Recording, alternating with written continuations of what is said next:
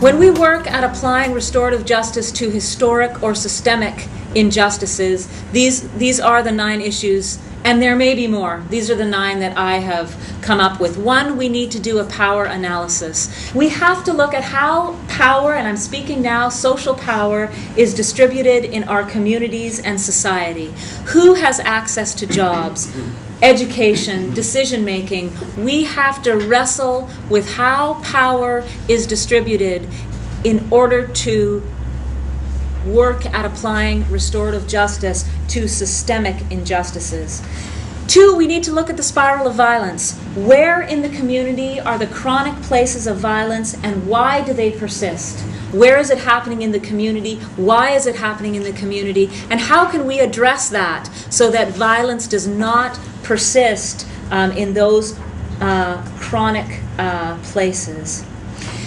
3, that victims and survivors, they need to be identified, listened to, and organized. 4, historical revisitation and truth-telling. It is so very hard for the dominant culture to hear marginalized people's stories.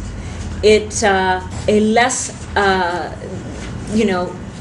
space for that story and a safe space for that story, even if we try as dominant culture people to create a safe space, we need to ask, what does that safe space look like?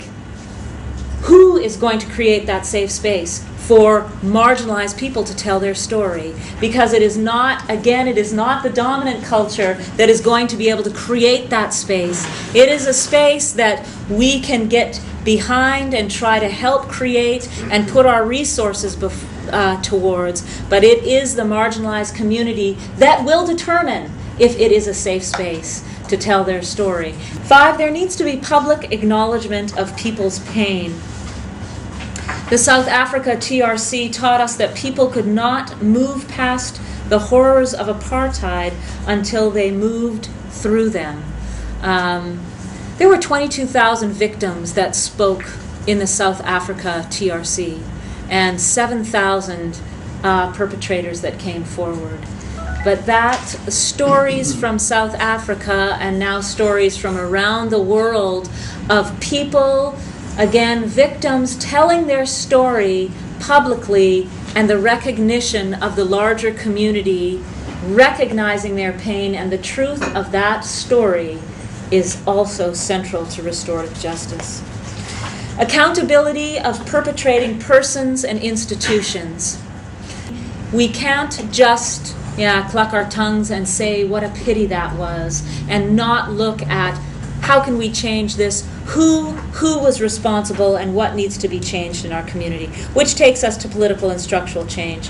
This exercise in historical truth-telling must lead to real change.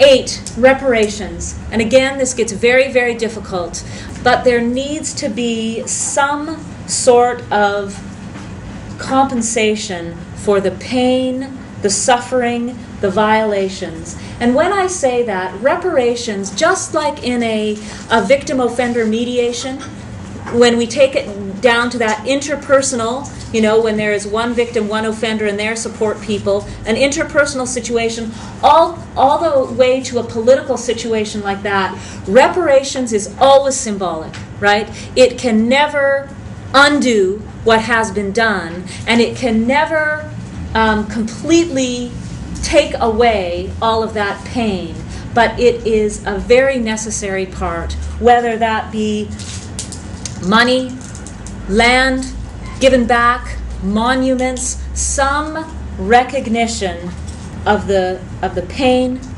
and the violation recognized. The last thing would be recovenanting.